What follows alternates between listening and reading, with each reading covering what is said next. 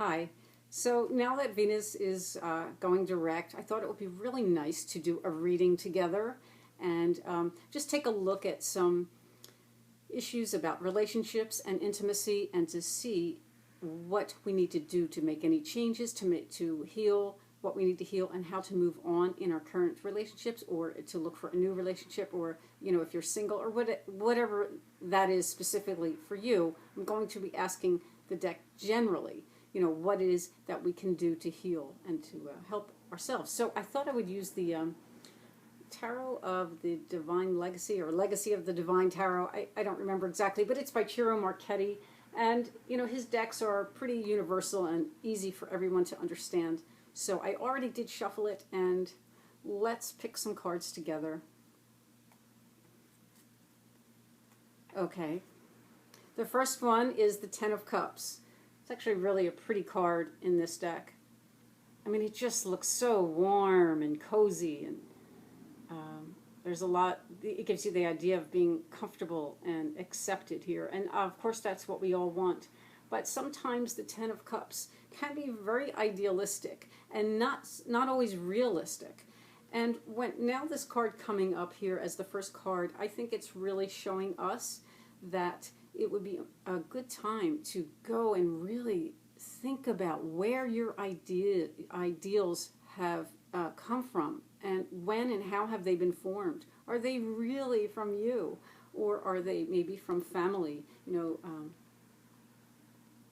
There is that closeness there that gives it an idea of family. They could be old family moralities or values that maybe some work, maybe some you want to go back and embrace again, or maybe that just no longer works for you and you want to find out really more what's in your heart, what it is that you want. Another thing that when it comes to love and our expectations, they have been so influenced by movies and TV and books and songs, years of hearing music about love or breaking up or whatever, that is, that this spans the, all the subjects of love and movies.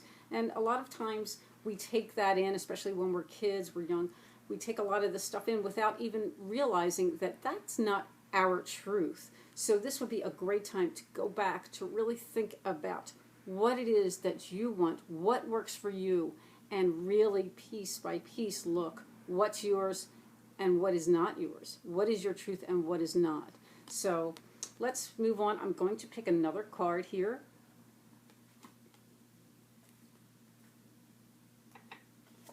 Okay, the next card is the Ace of Cups. So the aces a lot of times do have to do with desire. But this Ace of Cups, it also represents, this our hearts in a way, and our heart being the seat of our soul. And, what do we want to fill our heart with? What is actually in your heart? What is your heart longing for? What is there? It's actually works really well with the Ten of Cups that we just discussed. But I think this is time to go even a little deeper now, and you might want to really work in that heart area. Take time. You are so worth it. Take time. This is something I do periodically. I will take the time just to really feel what's going on in my heart.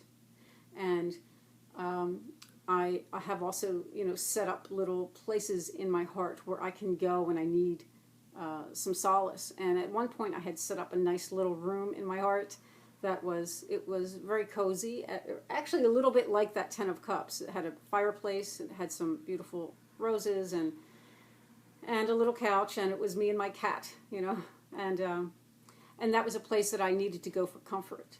But then as time went on and I would reevaluate or reassess how my heart was feeling and what it is I was needing, at one point I went in there and I tore all the walls down that were enclosing that room, and I found myself standing in a very beautiful golden sort of garden.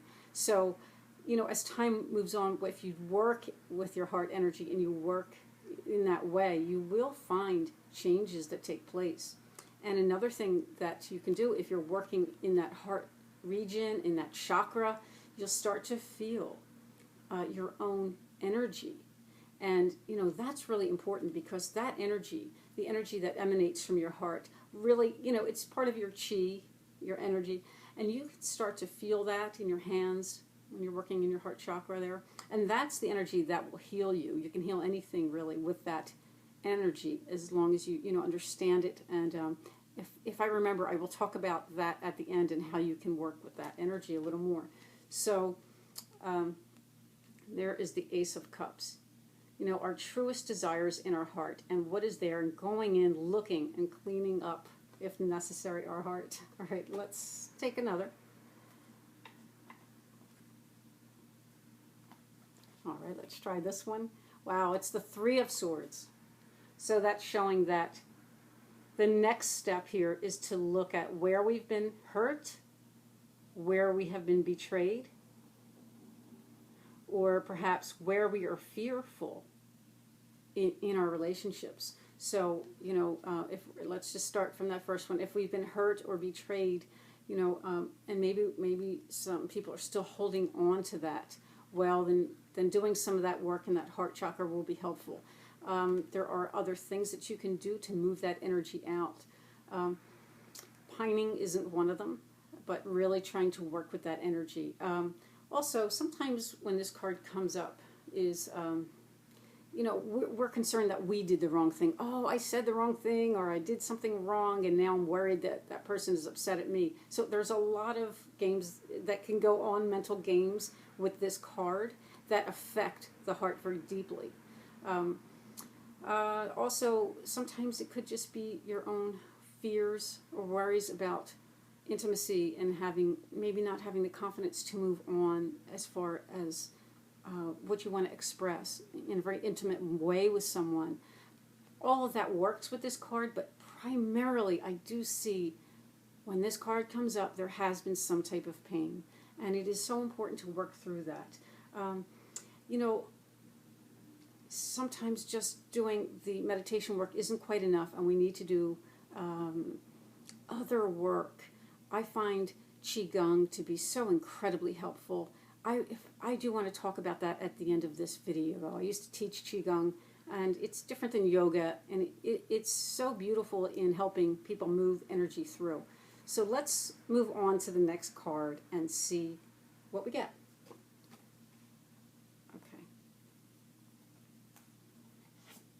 Okay, the next card is the Tower. So in this case, I feel that that is actually a welcome card, and I'll explain why. So we're dealing with our emotions and perhaps some old pain with that Three of Swords. Now the Tower comes in. Now when the Tower comes in, it's time for something to be released. So we've been building up energy, building up pressure, and now it has to be released in order for life to come back, metaphorically. And it's very interesting with the Tower because that you'll often see there's lightning in the cards. And that's usually something that we don't control. That gives that idea of providence a little bit in a way. Or it could just be something that comes into you, a flash of an idea, or something that really moves you, some information that you read or something you heard that really, oh, now that's that last piece you needed to make this thing blow its top off, to release. I mean, also interesting about the Tower, it can be related to climax, sexual climax. But again, I still feel this is a little more about releasing the emotional state that we've discussed earlier in this reading. And that idea of bringing life back in, just like I had talked about this card in another video a while back. And, don't forget, well, at least in my opinion about this card, that it does relate to that idea of bringing life, like in the Frankenstein movie. It wasn't until the doctor, raised that body of his creation up high up in the tower, the lightning came in. Then when he lowered that body, he said, it's alive. So life came from that little bit, that flash that Providence had brought. So keep that in mind, that as we clear this old stagnant energy that maybe has been bottled up or that has been painful to us, as you start to make the commitment to yourself to clear it out, then life can come back in a powerful way. Renew your love for yourself and others. I think we should keep going, actually. What did we do? 4 cards. Let's do another one. The 4 of Coins, excellent card after the Tower, because now you need to ground.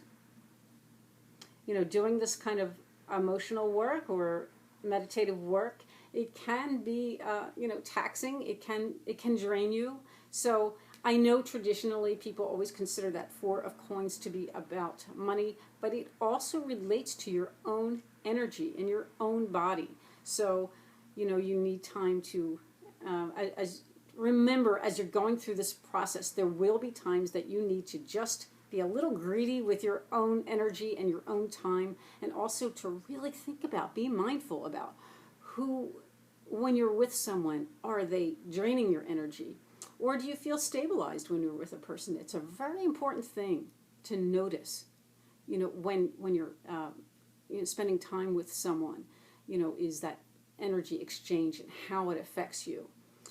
Very, very important, because it's a real indicator of the health and stability or not of that relationship. So time to ground and be stable.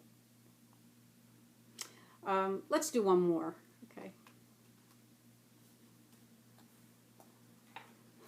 Just going to take my time here. Okay. Okay, we have the Sun. So I think that's a really good card. I think we will end up on this one, because if you look at the, everything we've just talked about and all that work we're doing, the Sun shows that if you proceed in that way, that you will be successful. It's really a card of pat yourself on the back, because it's a job well done. You've turned that lead into gold. That's really represented here in the Sun card. It also holds the energy of both the female and male, even though traditionally the Sun is, of course, male energy. But when you think about the cards that we're just building up towards it, the star, the moon, and the Sun, it's that idea that now they have met and formed into the Sun, or gold, as I said, alchemically. So, it can also be a card, of course, of joy, and sometimes it is associated with romance because of those elements coming together in a very successful, profound way. And, when I was talking about doing that work in your heart, that's also something you can think about. If you want to work with this beautiful golden energy, to sort of go in there in your heart, open up the doors, open up the windows, let air in, and let that sun, the golden light of the Sun, come in and heal and bring warmth. Now, I do want to just mention that one more thing here is that what I was talking about earlier about doing some energy work and Qigong, well, it doesn't have to be anything too complicated. Qigong, like I said, it's very different than yoga and similar to Tai Chi, but not as complicated. So, what it does is it helps basically to raise your energy. And as it's raising your energy, it is detoxing the different organs. And where there could be stagnant energy from old emotional wounds. I've seen such powerful, wonderful things in my life and in other people's lives from Qigong. If you're interested in that, I would say, as far as the videos out there, that the one I feel that's the most basic and really the best one is by a man named Jerry Allen Johnson. I think it's Dr. Jerry Allen Johnson. And it is called, if I remember right, it's called Qigong, the Healing Way. And he spells Qigong Chikung. It's a really great DVD, and he'll go step by step, just these gentle Qigong exercises. Now, the only thing is, it only works if you do it. So if you really care about, moving out some old energy that could be keeping you stuck or painful, I would say that's a really good thing to add on to doing your work with tarot or essences or anything like that. So thank you. I really enjoyed doing this with you, and I hope you enjoyed it as well. Bye, everyone. I'll see you soon.